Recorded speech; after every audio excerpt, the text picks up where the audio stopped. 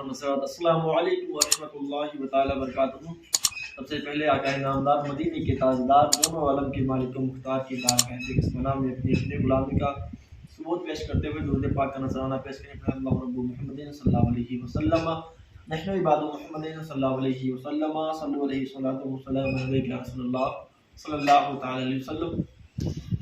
غریبم یا رسول اللہ غریبم ندارم جستو جہاں حبیبم، گنہگارم مگر خوش نصیبم کی امت تو، گنہگارم مگر خوش نصیبم کی امت تو، چل دیار مصطفیٰ میں دیکھ جلوہ نور کا، چل دیار مصطفیٰ میں دیکھ جلوہ نور کا، بہ رہا ہے آج بھی روزے سے دریا نور کا، ذرہ ذرہ نور کا پڑھتا ہے خطبہ نور کا، یا رسول اللہ صبح طیبہ میں ہوئی بڑھتا ہے باڑا نور کا، صبح طیبہ میں ہوئی بڑھتا ہے باڑا نور کا، صدقہ لینے نور کا آیا ہے تارا نور کا، صدقہ لینے نور کا آیا ہے تارا نور کا، ہو گئی میری غزل پڑھ کر قصیدہ نور کا، ہو گئی میری غزل پڑھ کر قصیدہ نور کا، حضرت شبیر کا ہے خاکی ٹکڑا نور کا، کرب و بلا میں اصغر و اکبر سا دولہا نور کا، یا رسول اللہ تیری نسل پاک میں ہے بچہ بچہ نور کا، یا رسول اللہ تیری نسل پاک میں ہے بچہ بچہ نور کا، تو ہے عین نور تیرا سب گھرانہ نور کا، تو ہے عین نور تیرا سب گھرانہ نور کا۔ سرکار اعلیٰ حضرت آگے ارشاد فرماتے ہیں، یوں بخشواؤ جن و بصر کو خبر نہ ہو، یوں بخشواؤ جن و بصر کو خبر نہ ہو، دھل جائے داغ دامن تر کو خبر نہ ہو، دھل جائے داغ دامن تر کو خبر نہ ہو، ایسے گزارو نعرے سکر کو خبر نہ ہو، پل سے اتارو راہ گزر کو خبر نہ ہو، پل سے اتارو راہ گزر کو خبر نہ ہو، جبریل پر بچھائیں تو پر کو خبر نہ ہو، جبریل پر بچھائیں تو پر کو خبر نہ ہو، جبریل پر بچھائیں تو پر کو خبر نہ ہو۔ سرکار تاج الشریعہ آگے ارشاد فرماتے ہیں، ابو بکر و عمر کو پیکرے صدق و سخا کر دیں، ابو بکر و عمر کو پیکرے صدق و سخا کر دیں، وہ عثمان غنی کو تاجدار الویا کر دیں، وہ عثمان غنی کو تاجدار الویا کر دیں، جناب حیدر قرار کو شیر خدا کر دیں، جہاں بانی عطا کر دیں بھری جنت ہبا کر دیں، جہاں بانی عطا کر دیں بھری جنت ہبا کر دیں، نبی مختار کل ہے جس کو جو چاہے عطا کر دیں، نبی مختار کل ہے، نبی مختار کل ہے جس کو جو چاہے عطا کر دیں، پہن کر عشق کے زیور درود پڑھتے رہو، پہن کر عشق کے زیور درود پڑھتے رہو، سنوارنا ہے گر مقدر درود پڑھتے رہو، پہن کر عشق کے زیور درود پڑھتے رہو، سنوارنا ہے گر مقدر درود پڑھتے رہو، خدا اتار دے گا سر سے چادر عصیاں گر تم اٹھتے بیٹھتے ہر دم درود پڑھتے رہو۔ محبت کے ساتھ تمامی حضرات درود پاک کا نذرانہ پیش کریں، پڑھیں اللہم صلی علی سیدنا شفیعنا حبیبنا مولانا محمد وبارک وسلم، صلو علیہ الصلاۃ والسلام علیک یا رسول اللہ یا حبیب اللہ صلی اللہ علیہ وسلم۔ آج اپنے ماتھوں کی نگاہوں سے دیکھ رہے ہیں، آج ہمارے آپ کے بیچ ایسے خطیب جلوہ فرما ہے جن کا اسم نام نامی اسم گرامی حضرت حافظ و قاری ندیم احمد صاحب قبلہ تشریف فرما ہے۔ حضرات کے خطاب ابھی ہم آپ کو بھرپور سماعت کرنا ہے۔ آئیے سب سے پہلے ایک شعر آپ کو آپ تمامی حضرات کے سامنے کے ذہن کے حاضر پہنچا رہا ہوں، محبت سے کہہ دیے سبحان اللہ، شعر سنیں اور کمنٹ میں سبحان اللہ ضرور کہیں اگر شعر پسند آئے تو۔ شاعر اپنے انداز میں یوں کہتا ہے کہ علی کے لاڈلے زہرا کے لال دیتے ہیں، علی کے لاڈلے زہرا کے لال دیتے ہیں، بغیر مانگے وہ جھولی میں ڈال دیتے ہیں، علی کے لاڈلے زہرا کے لال دیتے ہیں، بغیر مانگے وہ جھولی میں ڈال دیتے ہیں، اور برینڈیڈ کیوں نہ ہو کمپنی اپنی، اما حسن حسین تو مدینے کا مال دیتے ہیں، برینڈیڈ کیوں نہ ہو کمپنی اپنی، برینڈیڈ کیوں نہ ہو کمپنی اپنی، اما حسن حسین تو مدینے کا مال دیتے ہیں، حسن حسین تو مدینے کا مال دیتے ہیں، حسن حسین تو مدینے کا مال دیتے ہیں، حسن حسین تو مدینے کا مال دیتے ہیں۔ اور حضرات ایک شعر اپنے ماں باپ کے حوالے سے سن لیں. جو حضرات اپنی ماں باپ سے محبت کرتے ہیں وہ دونوں ہاتھوں کو اٹھا کے کہیں گے سبحان اللہ. میرے پیارے عزیز شعر سن لیں کہ زمیں زماں ہی نہیں ساتوں آسماں مہکے، زمیں زماں ہی نہیں ساتوں آسماں مہکے، جب وہ لا مکاں پہ گئے جب تو لا مکاں مہکے. زمیں زماں ہی نہیں ساتوں آسماں مہکے، جب وہ لا مکاں پہ گئے جب تو لا مکاں مہکے. مہک رہا ہوں میں ماں کے دعا کے صدقے میں، میری دعا ہے کہ جنت میں سب کی ماں مہکے، میری دعا ہے کہ جنت میں سب کی ماں مہکے، میری دعا ہے کہ جنت میں سب کی ماں مہکے. اور ایک شعر اور سن لیں اور حضرت کے استقبال کیا جائے کہ چراغے فکر یقیناً بجھا کے سوتے ہیں، چراغے فکر یقیناً بجھا کے سوتے ہیں، مگر دل کے سما یقیناً جلا کے سوتے ہیں. چراغے فکر یقیناً بجھا کے سوتے ہیں، مگر دل کے سما یقیناً جلا کے سوتے ہیں. وہ خواب میں جنت کو دیکھا کرتے ہیں جو اپنی ماں کے قدم ہمیشہ دبا کے سوتے ہیں. وہ خواب میں جنت کو دیکھا کرتے ہیں جو اپنی ماں کی قدم ہمیشہ دبا کے سوتے ہیں. بلا تاکید حضرت حافظ و قاری ندیم احمد صاحب کا استقبال کریں. تمہارے دل میں نبی کا خیال ہے کہ نہیں؟ تمہارے دل میں نبی کا خیال ہے کہ نہیں؟ دنیا میں سب سے بڑا سوال ہے کہ نہیں؟ سنا ہے میلہ لگا ہے حسین لوگوں کا، پتہ لگاؤ نبی کا بلال ہے کہ نہیں؟ پتہ لگاؤ نبی کا بلال ہے کہ نہیں؟ السلام علیکم ورحمۃ اللہ وبرکاتہ. وعلیکم السلام ورحمۃ اللہ وبرکاتہ. الحمد للہ والعاقبۃ للمتقین والصلاة والسلام علی عباده الذین اصطفى. اما بعد فاعوذ باللہ من الشیطان الرجیم.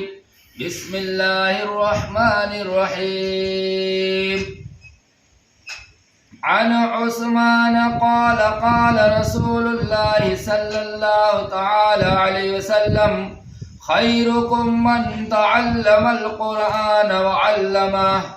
صدق اللہ مولانا العظیم وصدق رسوله النبی الامین الکریم ونحن على ذلك لمن الشاهدين والشاكرين والحمد لله رب العالمين. آئیے ہم اور آپ مل کر نبی اور آل نبی پر جھوم جھوم درود پاک پڑھیں. اللہم صلی علی سیدنا صفینا حبیبنا مولانا محمد وبارک وسلم. صلاۃ و سلام علیک یا رسول اللہ صلی اللہ تعالی علیہ وسلم. برادران اسلام، یہ ہندوستان کے شہنشاہ اور بادشاہ خواجہ خواجگان شہنشاہ ہندوستان حضرت خواجہ غریب نواز علیہ رحمت و رضوان ہیں. ہند الولی عطائے رسول خواجہ غریب نواز کی شان بولنا چاہتا ہوں کہ کیا مٹائیں گے بھلا مجھ کو زمانے والے، کیا بات ہے، کیا مٹائیں گے بھلا مجھ کو زمانے والے، میرے خواجہ ہیں میرے ناز اٹھانے والے.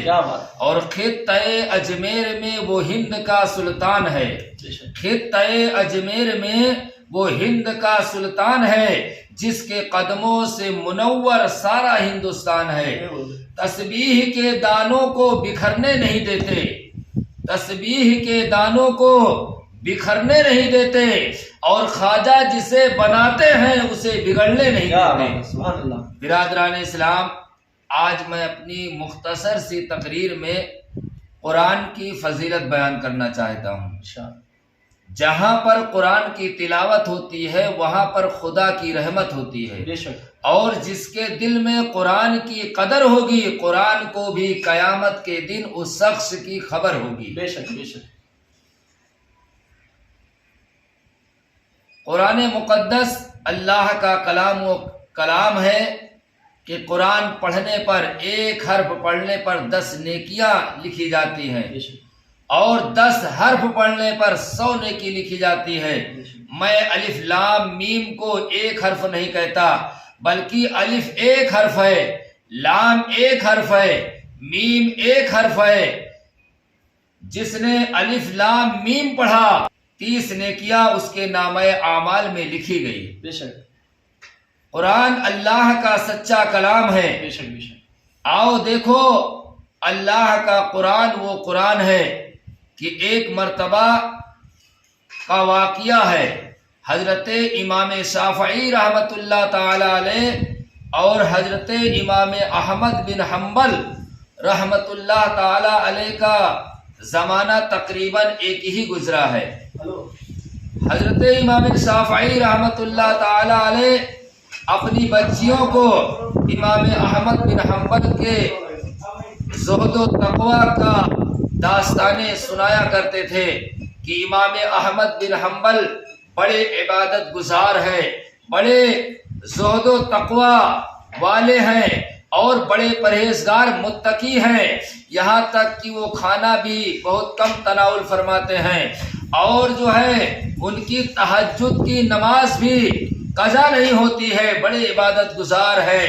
حضرت امام شافعی اپنی بچیوں سے امام احمد بن حنبل کی عبادت و ریاضت، تقوی و طہارت، زہد و تقوی کے بارے میں برابر بتایا کرتے تھے کہ امام احمد بن حنبل بڑے پرہیزگار ہیں، بہت بڑے اللہ والے ہیں، بڑے متقی ہیں، اور کھانا بھی بہت کم تناول فرماتے ہیں، اور جو ہے تہجد کی نماز پابندی سے پڑھتے ہیں، تہجد کی نماز کبھی قضا نہیں ہوتی ہے۔ ایک دن امام احمد بن حنبل حضرت امام شافعی کے گھر مہمان بن کر کے آ گئے، اور جب مہمان بن کر کے آئے تو بچیوں نے امام احمد بن حنبل کی عبادت و ریاضت کے بارے میں، ان کی عبادت و ریاضت کے بارے میں، پرہیزگاری کے بارے میں ساری چیزیں بچیاں اپنے والد محترم سے سن چکی تھی، اس لیے بچیوں نے قسم قسم کے کھانے تیار کیے، ساتھ میں چٹنی اور مربع بھی تیار ہوا اور دسترخوان لگایا گیا۔ امام شافعی دسترخوان پر قسم قسم کے کھانے جو ہے سجاتے ہیں، چٹنی اور مربع بھی رکھا جاتا ہے۔ امام شافعی امام احمد بن حنبل دسترخوان پر بیٹھتے ہیں، دونوں حضرات کھانا تناول فرما رہے ہیں، کھانا کھا رہے ہیں۔ امام احمد بن حنبل جب کھانا شروع کرتے ہیں، کھانا تناول فرما رہے ہیں، تو امام احمد بن حنبل کھانا کھاتے چلے جا رہے ہیں، اور جہاں پر امام احمد بن حنبل مختصر کھانا کھاتے تھے، آج کھانا کھاتے چلے جا رہے ہیں، یہاں تک کہ سالن کے برتن سے سالن صاف ہو گیا، چاول کے برتن سے چاول صاف ہو گیا، اور روٹی کے رومال سے ایک نوالا روٹی بھی نہیں بچا، سب کا سب جو ہے امام احمد بن حنبل بڑے مزے سے اور بڑے اطمینان سے سارا کھانا کھا جاتے ہیں۔ اب امام شافعی رحمت اللہ تعالی علیہ کھانے کا خالی برتن لے جا کر کے بچیوں کو دیتے ہیں۔ بچیوں نے جب کھانے کا خالی برتن دیکھا تو حیران ہو جاتی ہیں اور پریشان ہو کر کے سوچنے لگتی ہیں کہ کھانا تو 2 آدمیوں سے زیادہ گیا تھا، 2 آدمیوں سے زیادہ کھانا بھیجا گیا تھا، اور بچیاں اس انتظار میں تھی کہ بہت کچھ جو ہے بچ کر کے واپس آئے گا، لیکن یہاں تو سارا کھانا صاف ہو گیا ہے۔ امام احمد بن حنبل سارا کھانا جو ہے تناول فرما گئے، کھانا بچ کر کے نہیں آیا۔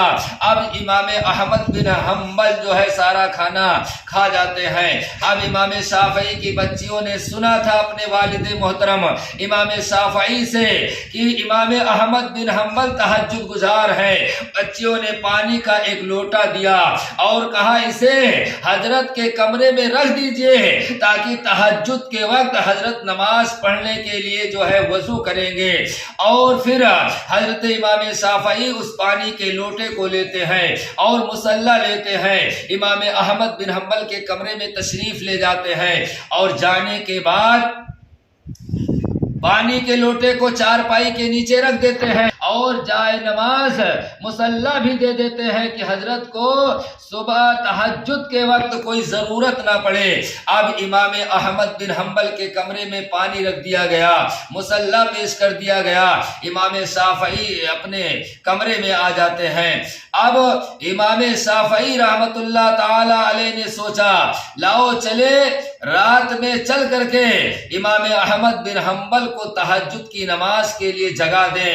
جب امام شافعی امام احمد بن حنبل کے کمرے میں جاتے ہیں تو کیا دیکھتے ہیں کہ امام احمد بن حنبل اپنے کمرے میں چارپائی پر بڑے ہی ادب و احترام سے بیٹھے ہیں۔ کیا بات ہے، بڑے ہی ادب و احترام سے تشریف فرما ہے، بیٹھے ہیں چارپائی پر۔ امام شافعی نے دیکھا چارپائی کے نیچے کہ پانی کا لوٹا ویسے کہ ویسے بھرا رکھا ہے، اس لوٹے کو لیتے ہیں اور لے کر بچیوں کے پاس آتے ہیں۔ بچیوں نے جب پانی کا بھرا ہوا لوٹا دیکھا تو حیران ہو جاتی ہے، پریشان ہو جاتی ہے کہ جو ہے کہا ابا حضور آپ تو بتایا کرتے تھے کہ امام احمد بن حنبل بہت کم کھانا کھاتے ہیں اور تہجد گزار ہیں، ان کی تہجد کی نماز بھی قضا نہیں ہوتی ہے، اور یہاں پر عالم تو یہ ہے کہ وہ رات بھر جو ہے رات بھر وہ کھانا پیٹ بھر کر کے کھائے اور رات بھر سوتے رہے اور جو ہے تہجد کی نماز بھی نہیں پڑھا۔ اگر وہ تہجد کی نماز پڑھے ہوتے تو پانی کا لوٹا واپس نہ آ جاتا۔ اس سے پتہ چلا کہ امام احمد بن حنبل نے رات کو خوب کھانا کھایا اور نیند بھر کر کے سویا اور وضو بھی نہیں کیا۔ اگر وضو کیے ہوتے تو تہجد کی نماز پڑھتے، تہجد کی نماز بھی نہیں پڑھے۔ ابا حضور یہ کیا معاملہ ہے، یہ معاملہ سمجھ میں نہیں آ رہا ہے۔ تو امام شافعی رحمت اللہ تعالی علیہ ادب کی وجہ سے، امام احمد بن حنبل کے احترام کی وجہ سے، ادب کی وجہ سے کوئی جواب نہ دے سکے، کوئی جواب ان بچیوں کو نہ دے سکے۔ اس کے بعد تھوڑی دیر کے بعد امام شافعی پھر امام احمد بن حنبل کے کمرے میں جاتے ہیں اور خاموشی سے آپ کے قریب بیٹھ جاتے ہیں۔ تو اس وقت امام شافعی نے کیا دیکھا کہ امام احمد بن حنبل کے آنکھوں میں خوشی کے آنسو تیر رہے ہیں۔ سبحان اللہ، آنکھوں میں خوشی کے آنسو تیر رہے ہیں اور امام احمد بن حنبل کے لبوں پر مسکراہٹ چھائی ہوئی ہے اور چہرے پر رونق ہے، چہرے پر نور کی جھما جھم برسات ہو رہی ہے اور چہرہ دمک دمک ہو رہا ہے امام احمد بن حنبل کا۔ اس وقت امام احمد بن حنبل جھومنے لگتے ہیں اور ارشاد فرماتے ہیں اے امام شافعی، ایسا معلوم ہوتا ہے کہ تمہاری بچیاں جب کھانا پکاتی ہیں تو خدا کے قرآن کی تلاوت کیا کرتی ہیں۔ واہ واہ واہ واہ، سبحان اللہ سبحان اللہ، بہت خوب، زندہ باد زندہ باد، واہ واہ واہ، سبحان اللہ۔ اے امام شافعی، ایسا لگتا ہے کہ تمہاری بچیاں جب کھانا پکاتی ہیں تو اللہ کے کلام کتاب اللہ کی تلاوت کیا کرتی ہیں۔ تو امام شافعی نے جواب دیا اور کہا حضور آپ کو کیسے معلوم کہ میری بچیاں جب کھانا پکاتی ہے تو اللہ کے کلام کی تلاوت کرتی ہے؟ تو امام احمد بن حنبل کا ارشاد دیکھو، امام احمد بن حنبل مسکراتے ہیں اور جھوم کر کے ارشاد فرماتے ہیں اے امام شافعی، جب میں نے پہلا لقمہ منہ میں ڈالا تو مجھے اس کے ذائقے نے اتنا مسرور کر دیا کہ میں خوشی خوشی کھاتا چلا گیا۔ سبحان اللہ، حالانکہ یہ میری عادت کے خلاف تھا، لیکن جو میں کھاتا گیا تو میرا دل یاد الہی کی طرف مائل ہوتا گیا۔ ہر نوالا جنت کے میووں کا ڈال معلوم ہوتا تھا، ہر نوالا جنت کے میووں کا ڈال معلوم ہوتا تھا اور میں سمجھ گیا کہ یہ کھانا یاد الہی میں مصروف رہ کر پکایا گیا ہے۔ سبحان اللہ، یہ کھانا یاد الہی میں مصروف رہ کر پکایا گیا ہے۔